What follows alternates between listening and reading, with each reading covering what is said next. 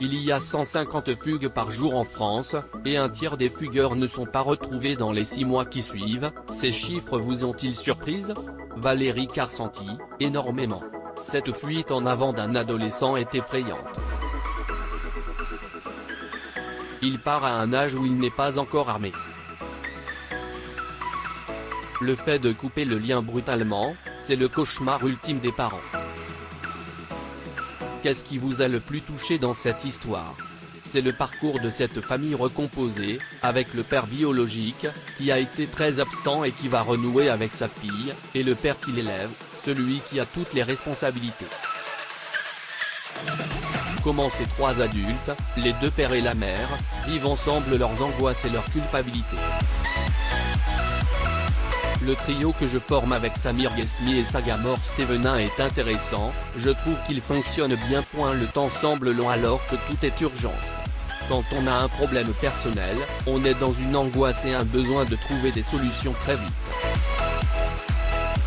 À côté de cela, Jeanne découvre que l'on ne peut pas mettre un flic derrière chaque adolescent disparu. Elle s'aperçoit aussi qu'elle ne peut pas tout contrôler. Exactement. C'est une femme de tête. À force de projeter sur sa fille un comportement qui ne lui correspond pas, elle est passée à côté de sa détresse. Cette fugue est une épreuve initiatique pour Jeanne. Elle va devoir évoluer dans ses rapports avec sa fille, mais aussi avec son ex-mari. L'aigreur va disparaître, au profit de cette adolescente qu'ils ont eue ensemble. De manière générale, nos enfants nous obligent à évoluer profondément. Si vous aviez des enfants, vous sauriez qu'on ne sait rien sur eux, lance Jeanne à la policière qui prend sa déposition. Vous êtes d'accord avec ça? Oui, et c'est normal que nos adolescents aient un jardin secret et qu'ils n'aient pas forcément envie de le partager. C'est leur manière à eux de commencer leur vie. Dans le cas de Chloé, son jardin secret n'est pas abîmé par ses parents, mais par ses amis et un garçon. C'est pour ça qu'elle perd pied. Moi, je n'ai pas envie de tout savoir sur mes adolescents, je serais bien trop angoissé. La jeune Méline Dubois, qui incarne Chloé, est fascinante de dureté et de beauté. Comme une ado. Elle est sur la défensive, on a envie de la rejeter. Mais c'est tellement juste. Le seul moment où elle s'abandonne et appelle à l'aide, c'est quand elle retrouve son beau-père et qu'elle se laisse aller dans ses bras.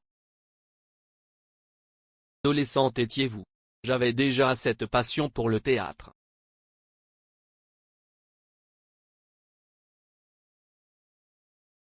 C'est un refuge. Enfant passionné, c'est un enfant sauvé. Quel que soit son rêve. Oui, je ne pouvais pas me permettre de me rebeller à 15 ans, il y avait trop de fragilité dans ma famille. Du coup, j'ai fait ma crise d'ado à 24 ans. Je me la suis coltinée toute seule. Rire, je conseille à tout le monde d'emmerder ses parents plutôt que de reporter la rébellion à plus tard. Les séismes sont plus forts à l'âge adulte. La fugue, mercredi 8 juin à 21h10 sur France 2. Interview Amandine Scherer réalisée en 2021.